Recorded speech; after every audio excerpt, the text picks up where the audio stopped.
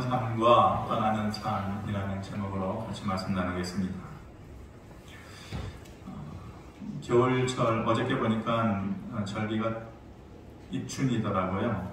겨울철에는 모든 것이 움츠러들고 또 행동도 좀 제약을 받게 되고 뭐든지 좀 빠릿빠릿하지 못하고 좀 굼뜨게 되는데 TV도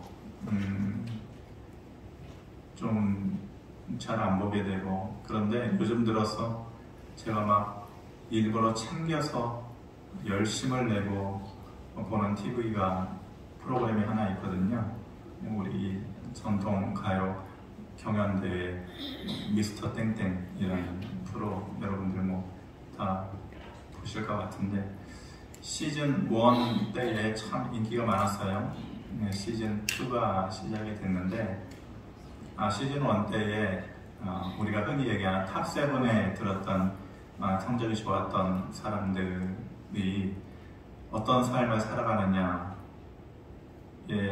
모습을 보면은 참 사람의 인생이 저렇게 바뀔 수 있구나. 그 사람들이 한번 행사에 나가서 받는 행사비가 뭐 적게는 2,500만 원도 되고 많게는 5천만 원도 되고, 저는 이제 마스크를 벗었으니까 이제 제가 저기 놀라는지 안 놀라는지 이제 알 텐데 마스크 뒤에 감춰진 여러분들의 모습은 아직도 어색합니다. 알려지기로는 제일 유명한 가수는 아마 그 이상도 받을 거다. 모르죠, 뭐 진짜로 그렇게 받는지. 근데 못 부른대요. 그렇게 1억 정도의 돈을 주고 한번 행사에 부르는데도 뭐 워낙 인기가 좋으니까 여기저기 다 갈 수도 없고, 그렇게 엄청난 삶의 변화가 있었는데, 사실 그 사람들이 그렇게 잘 나가기 전에는 한 달에 행사를 잘 하지 못할 때는 몇십만 원으로 생활을 했었을 때도 있었거든요. 몇십만 원으로 한 달을 생활하던 사람이 한 번 가서 노래를 하는데 5천만 원을 받는다. 엄청난 것 아닙니까? 그것도 모자라가지고 서로 오라고 데려가려고 한다니까 그 사람들의 마음이 어떨까. 옛날을 생각하고 지금의 자신의 모습을 생각하면 얼마나 꿈만 같은 시간을 보낼까, 얼마나 행복할까. 예전에는 그렇지 못했는데 지금의 삶이라는 것이 참 많이 좋아졌다라는 것을 매일매일 눈 뜰 때마다 느끼지 않을까, 그런 생각이고, 그것과는 반대로 과거에는 잘 나갔는데 최근 들어서 어려움을 겪는 가수들도 있고 연예인들도 있고, 얼마 전에 그 기사를 봤더니 예전에는 인터넷이나 SNS가 활발하게 이렇게 이용이 되지 않았을 때는 어떤 사람이 어떤 범죄를 저질렀다, 잘못을 저질렀다, 서로 잘 알기가 어려워요. 그래서 이제 묻혀진 때가 많았는데, 유명인들도 요즘은 워낙 SNS나 이런 것이 많이 발달이 되어 있잖아요. 그래서 과거에 어떤 사람이 무슨 잘못을 저질렀다라는 것이 순식간에 퍼지기도 하고 기사화되기도 하고, 그래서 TV만 켜면 보였던 감초 같았던 유명한 배우 겸 코미디언도 있는데, 조 누구누구라고 있는데 갑자기 어느 순간에 사라졌어요. 과거에 잘못했던 일들이 서로에게 퍼지면서 사람들이 그 사람이 TV에 나오기만 하면은 곧바로 방송국에 전화를 해가지고 이런 사람을 왜 TV에 나오게 하느냐, 절대로 못 나오게 하는. 그래서 어느 순간인가 이 사람이 우리가 흔히 얘기하는 밥줄이 끊긴 거예요. 삶이 고달퍼지고 또 자기 나름대로 또 다른 생계를 유지하기 위해서 유튜브 같은 것을 시작을 했는데 그것마저도 못하게 하니까 완전히 과거에 그렇게 잘 나갔던 사람이 하루아침에 그냥 인생이 어려워지고 망가지는 그런 경우들을 보기도 하죠. 성경에서 그런 인물을 찾으라고 하면 인생의 점점 좋아지는 것이 아니라 점점 나빠지는 대표적인 인물이 바로 사울이 될 것입니다. 사울과 다윗의 인생은 항상 비교될 수밖에 없는 삶이에요. 다윗의 인생의 전환점은 우리가 잘 알기로 골리앗과의 싸움에서 이긴 것이었죠. 그것이 그의 인생의 터닝 포인트가 된 거예요. 그 시점, 그것을 중심으로 해가지고 다윗의 인생이 물론 중간에 어려운 시기도 있었지만은 그때부터 완전히 한꺼번에 점프업을 하는 거죠. 그의 인생이 완전히 바닥에서 꼭대기까지 올라가는 그런 인생을 살게 되어지는 그런 전환점이 있었어요. 사울에게도 마찬가지로 그의 인생에 전환점이 있었어요. 어떤 한 터닝 포인트를 중심으로 그의 인생이 완전히 바뀌게 되어지는 그런 경험이 있는데 다윗 왕조는 완전히 반대, 딴판이죠. 다윗은 그것을 중심으로 바닥에서 꼭대기까지 올라가는 삶이었다고 하면 사울의 삶이라는 것은 그 전환점을 중심으로 그의 인생이 완전히 곤두박질 쳐지는 그런 삶을 살게 되어집니다. 처음에는 사울도 다윗을 좋게 보고 인정을 해주었어요. 그래서 골리앗을 무찌를 때만 하더라도 저 인물이 누구냐, 저 소년이 누구냐 관심을 가졌었죠. 그러다가 그의 삶이 점점 불행의 나락으로 빠져드는 그러한 삶의 모습을 가지게 되는데 그 사건이 바로 사무엘상 18장 7절의 말씀이에요. 여인들이 뛰놀며 노래하여 이르되 사울이 죽인 자는 천천히요 다윗은 만만이로다 한지라. 블레셋과의 전쟁에서 이기고 돌아오는 길에 사람들이 원래 주연은 누구예요? 주연은 사울이잖아요. 왕이니까. 이스라엘의 1대 왕이니까. 그리고 다윗은 정말로 인정받지 못하고 시골 청동네에서 그냥 묻혀지다시피 살았던 목동인데 하루아침에 조연도 안 되는 그냥 이름 없는 한 엑스트라와 같았던 다윗이 주요 인물로 떠오르는 거죠. 그러면서 왕이 전쟁에서 이겨서 돌아오는 길에 사람들이 왕을 찾는 것이 아니라 다윗을 이름을 부르면서 사울이 죽인 자는 천천히지만 다윗이 죽인 자는 만만이다. 그러면서 다윗을 높여주는 것이죠. 그때부터 상황이 악화되기 시작하는 거예요. 나빠지기 시작하는 거예요. 점점 사울의 마음 가운데에 분노의 마음이 불타기 시작하는데 그 분노의 마음에 불을 지른 상황이 생겨나게 됩니다. 그것이 18장 16절 말씀인데 우리 같이 한번 보겠습니다. 시작. 온 이스라엘과 유다는 다윗을 사랑하였으니 그가 자기들 앞에 출입하기 때문이었더라. 온 이스라엘이 다윗을 사랑하였다. 근데 그 이유가 다윗이 자기들 앞에서 출입하였기 때문이다. 출입이라는 것이 나고 드는 것을 얘기하는 것이 아니라 여기서의 출입이라는 의미는 지도하다라는 의미예요. 그러니까 그 역할을 사울이 해야 되는데 왕인 사울이 해야 되는데 사울이 한 것이 아니라 모든 사람들의 인정을 받는 다윗이 이스라엘 백성들을 잘 인도하고 지도해 주었기 때문에 사람들의 마음이 다윗에게 쏠렸다는 것이죠. 다윗이 백성들의 마음을 얻었어요. 사랑을 받은 거죠. 그리고 사울의 딸이었던 미갈의 마음도 얻었어요. 미갈의 사랑을 받은 거죠.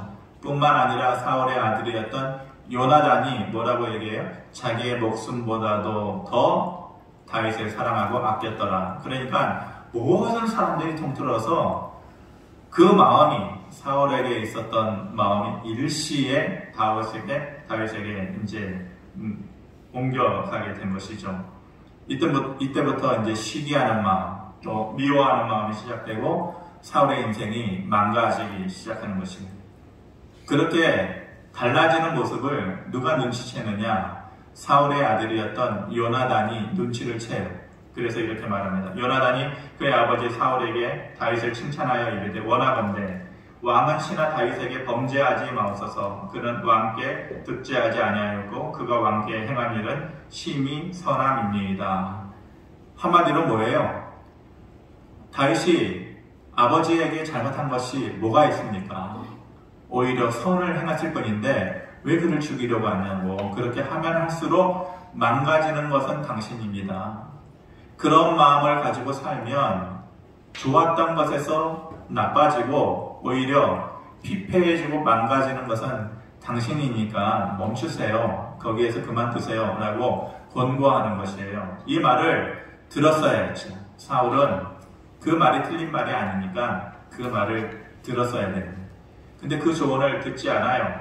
그래서 그의 인생에 3단계 변화의 과정을 겪게 되는 것이죠. 그의 인생이 1단계, 2단계, 3단계의 변화의 과정인데 엄밀하게 따지면 변화가 아니에요. 변질되는 것이지. 변화라는 것은 우리가 통상적으로 좀 좋게 달라지는 것을 변화라고 하는 것이고, 또 변질되는 것은 일반적으로 점점 나빠지는 쪽을 얘기할 때 변질이니까, 엄밀하게 얘기하면 사울 인생의 3단계 변질 과정, 이렇게 얘기하는 것이 맞는 표현일 것입니다. 그 인생이 어떻게 변질되었는지 우리가 좀 살펴보기를 바라고, 그의 삶과 다르게 우리가 어떤 모습이 되어야 될까, 우리의 삶의 모습은 그와는 다른 모습으로 되어야 되지 않을까 싶어서 이 말씀을 준비하고 전합니다. 첫 번째로 그의 인생의 1단계의 모습은 어떠했습니까? 그러니까 사울의 인생의 1단계의 모습은 처음에는 괜찮고 좋았죠. 어떤 모습이었냐? 하나님의 은혜가 있었던 삶이었죠. 사무엘상 14장에 보면 이렇게 얘기합니다. 사울이 이스라엘 왕위에 오른 후에 사방에 있는 모든 대적, 곧 모압과 암몬 자손과 에돔과 소바의 왕들과 블레셋 사람들을 쳤는데 향하는 곳마다 이겼다. 사울도 다윗과 같은 똑같은 신분이었어요.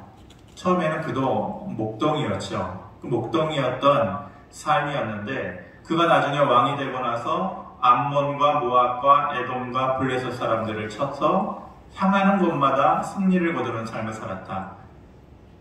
그냥 일개 목동이었던 사울이었는데 하나님의 영이 함께하니까 하나님께서 그를 도우시고 붙잡아 주시는 능력이 그에게 임하니까, 허락이 되니까 향하는 곳마다 이스라엘 전체 민족의 역사 가운데에서 계속해서 이스라엘의 발목을 잡았던, 어려움을 주었던 민족들이 모압, 대표적으로 모압, 암몬, 에돔, 블레셋 아니에요? 그렇게 그들을 힘들게 했던 사람들을 가는 곳마다 이기는 삶을 살았다. 그것이 뭐예요? 하나님께서 처음에는 그에게 함께 하셨던 삶이었다는 거죠. 은혜가 있었던 삶이었다는 것이에요. 그가 왜 처음에는 그렇게 하나님의 은혜를 받을 수 있었는가? 그 이유를 사무엘 선지자가 한마디로 단적으로 표현해줘요. 사울이라는 사람이 어떻게 하나님의 은혜를 받을 수 있었나? 사무엘상 15장에 이렇게 말씀합니다. 사무엘이 이르되 왕이 스스로 작게 여길 그때에 이스라엘 지파의 머리가 되지 아니하였나이까. 여호와께서 왕에게 기름을 부어 이스라엘 왕을 삼으시고, 이렇게 말씀합니다. 그러니까 사무엘이 봤을 때에 이 사울이라는 사람이 하나님의 은혜를 받을 수밖에 없는, 하나님의 능력을 얻을 수밖에 없었던 그 이유가 뭐냐면은 당신이 한때는 스스로 작게 여겼을 때가 있었다는 거예요. 누구 앞에서? 하나님 앞에서. 즉 하나님 앞에서 자기 자신이 어떤 사람이라는 것을 늘 깨달으면서 살 때가 있었다는 거예요. 나는 별 볼 일 없는 사람이야. 목동이었던 나를 누가 이렇게 세워주셨어요? 하나님께서 이렇게 세워주셔서 정말로 꿈과 같은, 그리고 꿈꿀 수 없었던 기적과 같은 암몬과 모압과 에돔과 블레셋을 이길 수 있게 하신 것은 내 능력이 아니고 하나님께서 하신 일이다. 스스로 작게 여기면서 하나님 앞에 섰던 자신의 모습을 기억할 때가 있었다라는, 그것이 하나님의 은혜를 받을 수 있었던 이유라는 것이에요. 그의 인생의 1단계는 그렇게 좋은 모습이었다라는 것이죠. 그의 인생의 황금기였어요. 그런데 그의 인생이 점점 몰락하는 2단계의 삶으로 진행이 되면서 그의 모습에 달라지는 것이 생기게 되죠. 1단계 때에는 모든 것이 좋았지 않았겠어요? 마치 행사에 나가서 10만 원으로 살았던 그들이 몇 천만 원을 얻는 것과 같은 그런 느낌이었겠죠. 목동에서 왕이 되었으니까 아마 비슷한 느낌이었을 것 같아요. 그런데 그의 인생 가운데에서 2단계로 접어들면서 두려움이 점점 그의 마음을 사로잡게 돼요. 두려움이 드리워진 인생이 되죠. 12절에 이렇게 말씀합니다. 같이 한번 보겠습니다. 시작. 여호와께서 사울을 떠나 다윗과 함께 계심으로 사울이 그를 두려워한지라. 그의 두려움의 이유가 뭐예요? 그렇게 모든 것이 완벽하게 목동의 삶에서 마치 꼭대기, 하늘 꼭대기까지 올라간 이스라엘의 1대 왕이 되었던 그리고 향하는 곳마다 승리를 일궈낼 수 있었던 그의 인생에 갑자기 두려움이 드리워진 그 이유가 무엇이냐? 하나님께서 떠난 것을 느꼈을 때, 자기의 삶의 현장에서 하나님의 손길이 자기에게서 떠난 것을 느꼈을 때에 그는 별 볼 일 없는 작은 인간 앞에서도 두려워서 떠는 사람이 되었다는 것이에요. 우리의 행복이, 그리고 우리가 살면서 느끼는 그 평안이라는 것이 어떨 때에 우리에게 주어질까?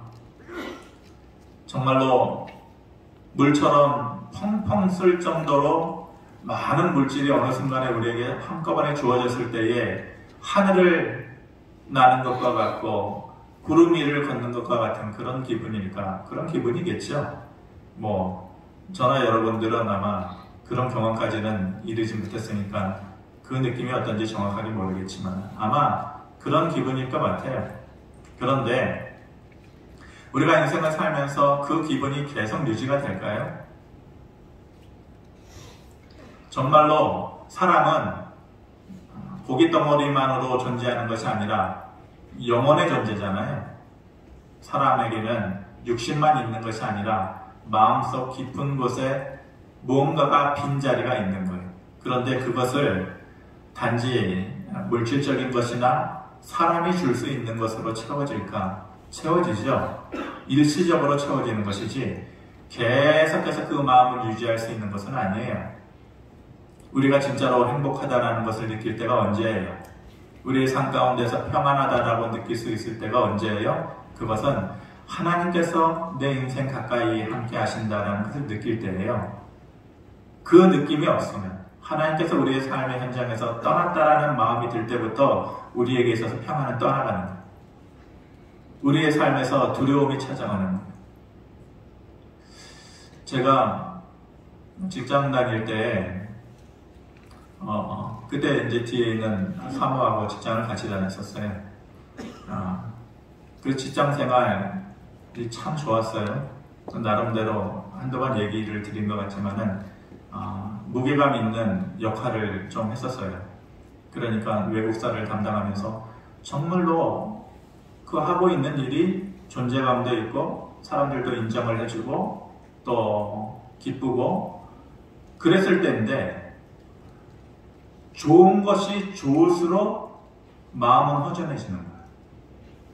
무슨 느낌이냐면은 웃고 있는데 슬픈 느낌. 그런 느낌 혹시 이해하시겠어요? 분명히 나는 웃고 있는데 마음속 한 구석에서는 슬픈 거. 딱 그 느낌이었어요. 모든 것이 잘 돌아가고 인정받고 좋은데 이게 아닌데 라는 생각이 자꾸 드는 거예요. 이게 내 기쁨이 아닌데, 이게 진짜 내가 누리는 즐거움이 아닌데, 그런 생각이 자꾸 드는 거죠. 물론 계기가 있었지만은 그 계기를 통하여서 직장을 그만두고 곧바로 또 신대원에 들어가는 계기가 되었었죠. 근데 내 마음을 참되게 즐겁게 해주고 평안하게 해주고 기쁘게 해주는 것이 인간적으로 주어지는 것들이 아니다라는 거예요. 하나님께서 우리 안에서 떠나면은 그때부터 우리 안의 평안도 떠나는 거예요. 그때부터 사울처럼 두려움이라는 것이 우리 안에 찾아오는 것이죠. 사울의 인생의 2단계가 그런 모습으로 변질된 거예요. 마침내 그 인생이 3단계가 되어지면서 더 악화되는 상황을 겪게 되는데, 요한복음 15장 4절에 보면 이렇게 말씀합니다. 내 안에 거하라, 나도 너희 안에 거하리라. 가지가 포도나무에 붙어있지 아니하면 스스로 열매를 맺을 수 없음같이 너희도 내 안에 있지 아니하면 그러하리라. 하나님께서 우리에게 말씀해 주시는 것은 나는 포도나무와 같은 존재다, 너희에게. 그리고 너희는 이 포도나무에 붙어있는 가지와 같은 존재다. 가지가 포도나무에 붙어있지 않으면 그 존재의 의미가 없는 거죠. 그리고 그 생명은 조금 있으면 사라지는 것이죠. 그래서 너희가 내 안에 붙어있지 않으면 아무것도 너희가 할 수 없다. 이렇게 말씀하는 것입니다. 서서히 우리가 죽어가는 것입니다. 가지가 포도나무에서 떨어지면 죽어가는 것 같이 하나님께서 우리에게 떠나가시면, 그리고 그것을 내가 느끼는 순간부터 우리는 서서히 우리의 영혼의 호흡이 그쳐지게 되는 것이죠. 죽어가는 것입니다. 그런데 사울은 하나님을 스스로 떠나고 있는 삶이 된 거예요. 모든 것이 두려워지는 삶으로 변질되기 시작하는 것이죠. 그것이 2단계의 그의 삶의 모습이었어요. 급기야 3단계 삶의 모습이 어떻게 됩니까? 하나님이 완전히 그의 삶의 현장에서 떠난 삶이 되는 것이죠. 사무엘상 15장에 이렇게 얘기합니다. 왕이 여호와의 말씀을 버렸으므로 여호와께서도 왕을 버려 왕이 되지 못하게 하셨나이다. 하나님께서 그를 왕으로 세우셨어요. 근데 그 밑에 15장 35절에 보면은 하나님께서 그를 왕으로 세우신 것을 후회하셨다는, 하나님께서 우리의 인생을 보면서 기뻐하시고 즐거워하시는 인생이 아니라 하나님께서 우리의 삶의 모습을 보면서 내가 너에게 은혜 주었던 것이 후회스럽다, 그렇게 말씀하시는 삶이라면은 실패한 삶이죠. 다른 모든 것을 얻었다 할지라도 그것은 잃어버린 삶이 되는 거예요. 하나님께서 사울을 세우신 것을 후회하셨다. 그리고 왕이 되지 못하게 막으셨다. 왕으로서의 그 지위와 왕으로서 누렸던 그 모든 것을 이제는 누리지 못하도록 그 행복과 기쁨이 사라지게 하셨다라는 것이에요. 왜 그렇게 되어져요? 하나님이 그의 인생에서 완전히 떠나게 되었을 때에 그런 삶의 모습으로 변질되고 나락으로 떨어지게 된다는 것이죠. 하나님을 떠나면 두려움이 찾아와요. 그리고 은혜라는 것도 사라지고 우리에게 주어지는 능력의 삶도 사라지게 되는 것입니다. 그래서 중요한 것은 우리가 하나님에게서 마음이 떠나지 않는 것도 중요하지만 하나님의 마음이 우리에게서 떠나지 않도록 하는 것도 매우 중요한 것입니다. 살다 보면 힘든 때가 있죠.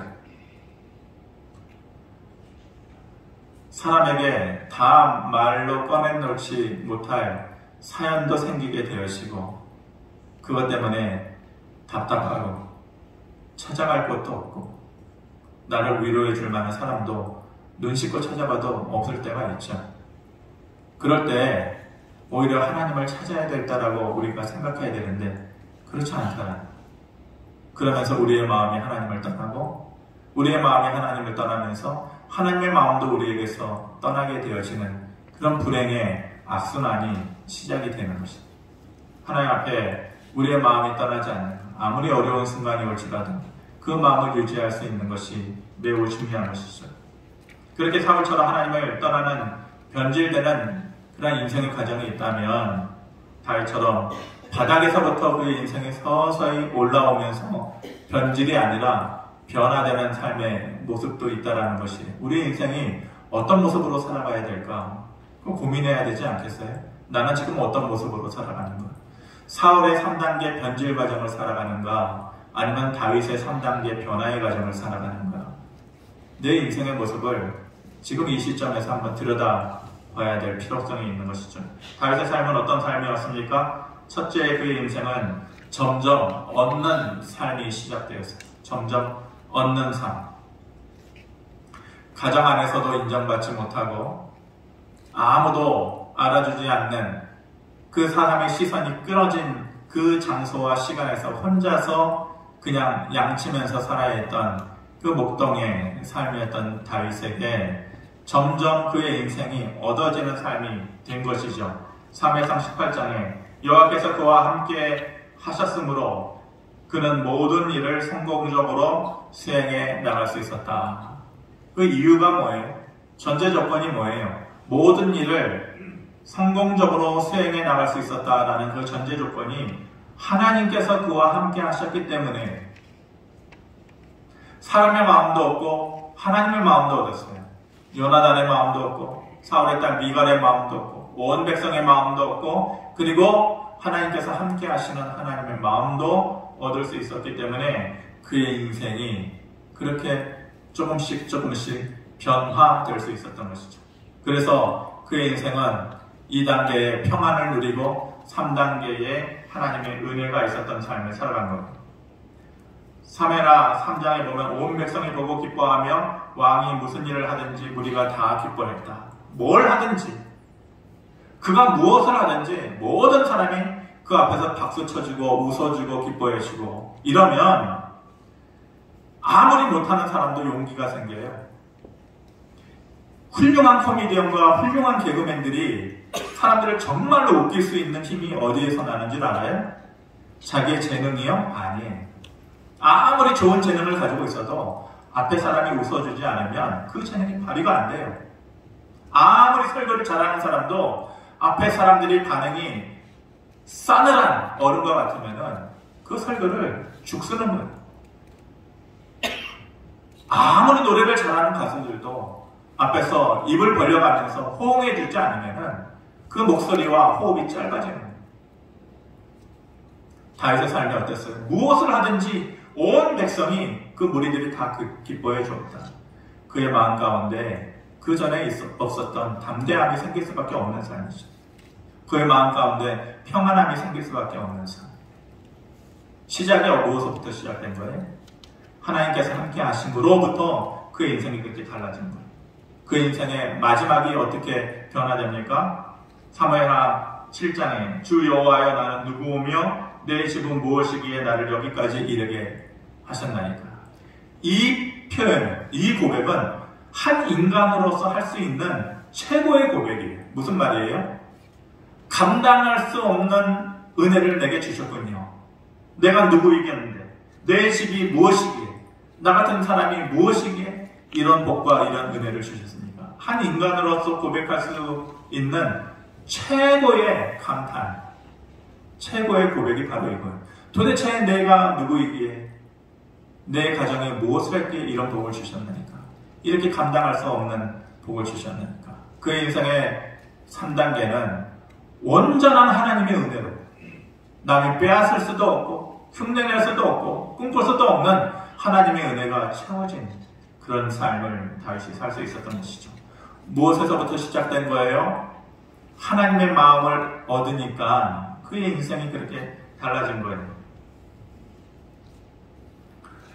하나님 앞에 구할 수 있고 하나님의 이름을 부를 수 있고 다시 그 이름 앞에 무릎 꿇을 수 있고 그의 손아귀, 그의 옷자락을 붙잡을 수 있고 매달릴 수 있는 그런 모습이 우리 안에 있어야 될 것입니다. 제가 여러 번 말씀드렸지만 여러분들이나 저나 기본은 해요. 그 기본이 뭐예요? 여기 앉아있는 것이. 여기 앉아있다는 이유는 무엇 때문일까요? 내가 예수 그리스도를 나의 구주로 영접한다라는 기본 전제 조건이 여러분들에게 충족되기 때문에 여기 앉아있는 것이죠. 그것이 없으면 여기 있을 이유가 없는 거죠. 그래서 여러분들은 그 전제 조건 때문에 무엇을 얻었어요? 구원을 얻었어요. 영생을 얻었어요. 큰 선물을 받은 거죠. 그러니까 여기에 있는 모든 사람들은 똑같이 받은 것이 있어요. 구원이에요. 영생이에요. 보편적으로 주어진 하나님의 은혜예요. 그런데 제가 말씀드렸지만 그 이상의 삶의 은혜는 똑같이 구원을 받고 똑같이 영생을 얻었지만 삶을 살아가면서 눈물이 사라지는 삶, 두려움이 없는 삶, 내가 무엇을 하든지 모든 사람들이 나를 기뻐해 주는 삶, 박수 쳐주는 삶, 인정받는 삶, 내 가정이 채워지는 삶, 노래할 수 있는 삶, 맨날 허구한 날 서로 손가락질하고 욕하고 미워하고 시기하고 그런 삶에서 떠나서 벗어나서 노래할 수 있고 보듬어줄 수 있고 꿈꿀 수 있고 이뤄나갈 수 있고 머릿속에 있는 것을 마음속에 있는 것을 눈으로 볼 수 있고 내 손으로 쥘 수 있는 삶, 그런 삶이 되어진다는 것은 예수 그리스도를 믿는 믿음의 고백만으로 안 된다는 거예요. 그런 삶은 그 이상의 무언가가 필요한 거예요. 그것이 뭐냐? 하나님의 마음을 얻는 거예요. 그리고 우리의 마음이 하나님의 마음에서 떠나지 않는 것이. 그렇지 않으면 우리의 마음속으로 원하는 그 삶의 모습을 얻을 수 없어요. 말씀을 마무리하겠습니다. 르호보암이 솔로몬의 아들이 있잖아요. 르호보암 때에 이스라엘이 남북 이스라엘로 분단이 되어졌어요. 통일 왕국에서 분단이 되어진 잘못된 원흉, 그 장본인이 르호보암이죠. 근데 한때 하나님께서 그에게 은혜를 주셔서 그에게도 좋았을 때가 있었어요. 인생의 황금기와 같은 때가 있었어요. 그런데 그의 삶이 어떻게 되느냐? 역대하 12장에 보니까 르호보암의 나라가 견고하고 세력이 강해짐에 그가 여호와의 율법을 버렸다. 이런 삶이 되면 안 되죠. 자기가 자격이 안 되는 것을 하나님께서 은혜 주셔서 좋은 자리에 앉혀놓았어요. 그런데 그의 나라가 견고하고 세력이 강해짐에, 이러면 어때야 돼요? 견고하고 강해지면 무엇해야 돼요? 감사하고 찬양하고 하나님께 영광 돌려야 되는 것이 수순이잖아요. 당연히 그렇게 해야 되는 건 아니에요.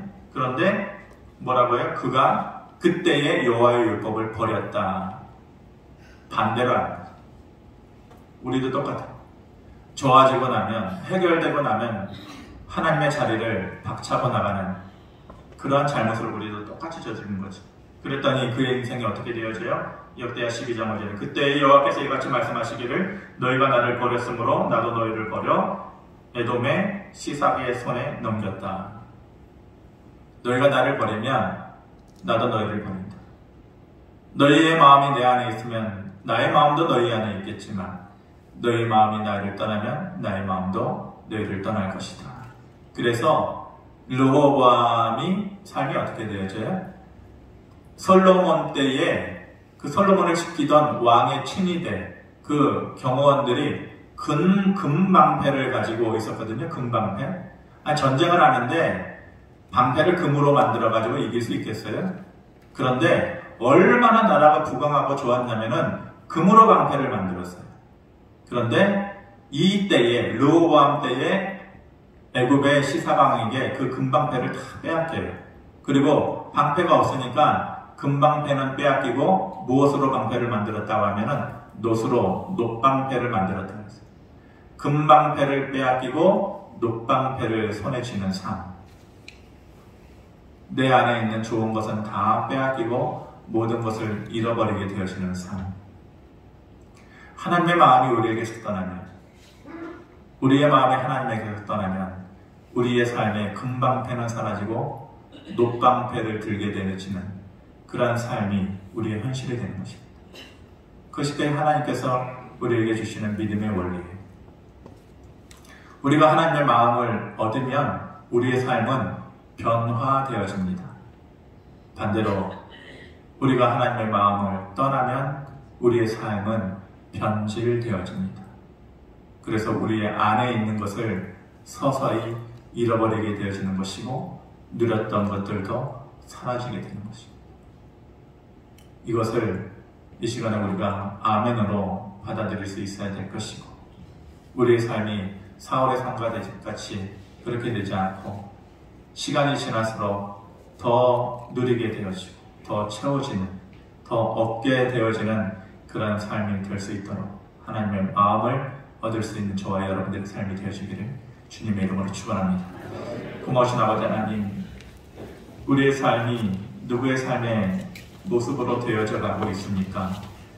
우리의 마음이 하나님의 마음을 얻을 수 있는 삶이 되어야 되는데 행여 하나님의 마음이 떠나는 삶이 되어져 가고 있지 않은지 다시 한번 그 가나안의 여인처럼 예수 그리스도의 옷자락 끝을 붙잡으려고 하는 하나님을 향한 우리의 마음이 회복될 수 있도록, 그래서 우리를 향한 하나님의 마음이 우리 안에 머물러서 더욱더 좋은 모습으로 변화될 수 있는 삶이 우리에게 남아있을 수 있도록 하나님 도와주시옵소서.